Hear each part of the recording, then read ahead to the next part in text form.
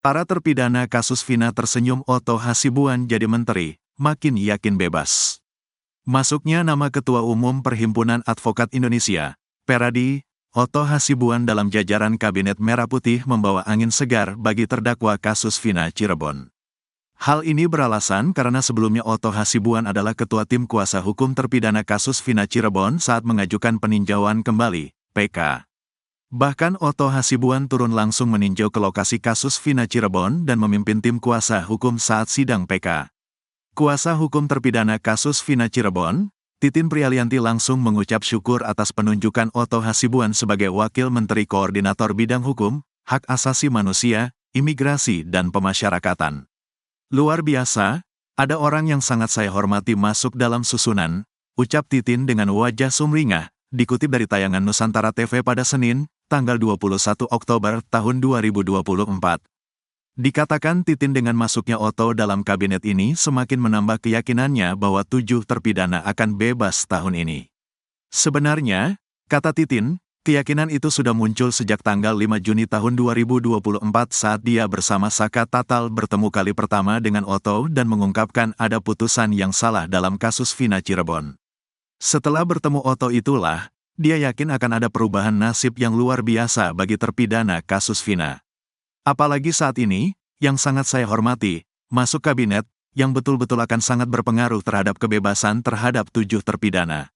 Ini seperti seluruh alam mendukung, terhadap kebebasan 7 terpidana, ungkap Titin, masih dengan senyuman mengembang. Hal serupa diungkapkan Jutek Bongso, kuasa hukum terpidana kasus Vina lainnya. Dikatakan Jutek, kasus ini sudah semakin terang dengan banyaknya bukti, saksi dan fakta-fakta baru yang terungkap di sidang PK. Dia menaruh harapan besar bagi Presiden dan jajaran Kementerian Hukum dan HAM di bawah kepemimpinan Menko Yusril Ihza Mahendra dan Wamenko Otto Hasibuan akan bisa membawa angin segar penyelesaian kasus Vina. Karena Pak Otto, tentu paham betul apa yang harus dilakukan Kemenko Hukum dan HAM untuk membuat terang kasus ini. Kami berharap banyak akan membawa angin segar untuk ke depan, katanya. Harapan serupa juga disampaikan mantan Kabareskrim Komjen, Purn. Susno Duwaji. Susno berharap pemerintahan baru, Prabowo dan Gibran bisa mewujudkan penegakan hukum dan keadilan, seperti yang disampaikan Presiden dalam pidato pertama usai dilantik. Mudah-mudahan hal ini benar-benar terwujud, katanya. Menurut Susno, ujian pertama pemerintahan ini adalah kasus Vina Cirebon. Menurutnya, kasus Vina ini bisa cepat teratasi kalau Presiden mau berbicara dengan Ketua Mahkamah Agung agar kasus ini dipercepat. Tidak menunggu 3 bulan, ini sudah kelihatan kalau Presiden bilang ke Ketua MA, akan didengar.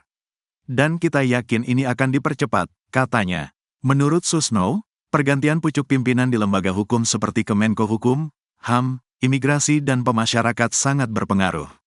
Kita penuh harap bahwa pidato tidak hanya sekedar pemanis, tapi betul-betul dilaksanakan Presiden, pembantu Presiden seperti Menteri, Jaksa Agung, Mahkamah Agung dan Polri merespons. Kita tunggu 1 hingga 2 minggu lagi, katanya. Elza Syarif balik tantang Komnas HAM, bantah ada pelanggaran HAM di kasus Vina. Meski Komnas HAM telah memastikan adanya pelanggaran HAM di kasus Vina Cirebon, pihak Ibtu Rudiana bersikukuh menyangkalnya.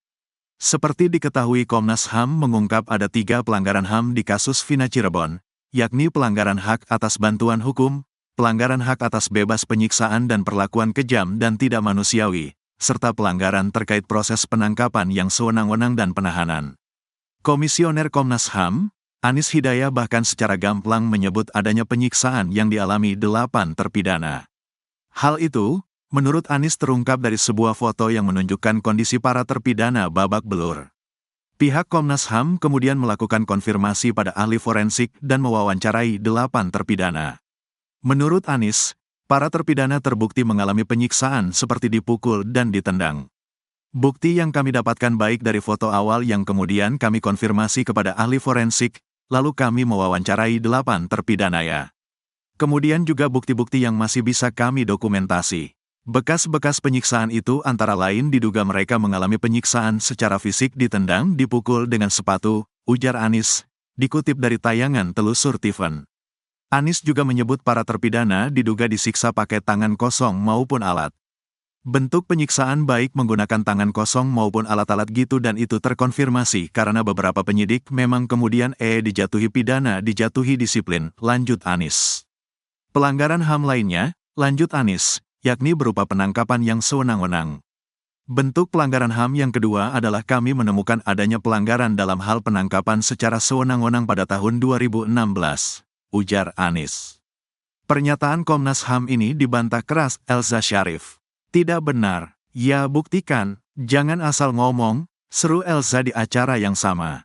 Elza beralasan para terpidana itu hanya 31 jam berada di Polres Cirebon Kota, kemudian dikirim ke Polda Jabar. Yang nyiksa Polres Cirebon atau Polda Jabar. Kalau di Cirebon, cuma 31 jam, kata Elza. Menurut Elza, kesaksian Aldi yang mengaku mengalami penyiksaan itu hanya omongan semata tanpa dibuktikan dengan visum atau bukti lain. Bawa dong ke dokter, divisum dong. Kan ada bekas-bekasnya, jangan asal ngomong, tantang Elza.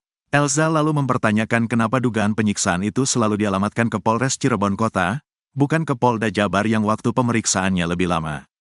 Kenapa tidak berani Polda? Karena memang tidak ada penyiksaan, serunya. Elza mengklaim punya bukti foto dan video yang menerangkan mereka tidak pernah mengalami penyiksaan. Foto yang diklaim terpidana adanya penyiksaan itu hanya rekayasa. Foto panda itu di-create, dibakarlah rambutnya. Ternyata saya baru tahu, oleh tahanan, terpidana, dikasih balsem, karena itu tradisi, karena dia pemerkosa. Foto itu tidak pernah berubah, itulah yang di-create seolah-olah disiksa luar biasa. Itu doang kan? Foto yang di-create diulang-ulang, tuduhnya. Terkait Sudirman yang mengaku ditembak peluru karet, Elza pun menyangkalnya. Menurutnya, kepolisian tidak pernah punya senjata angin, kecuali senjata api.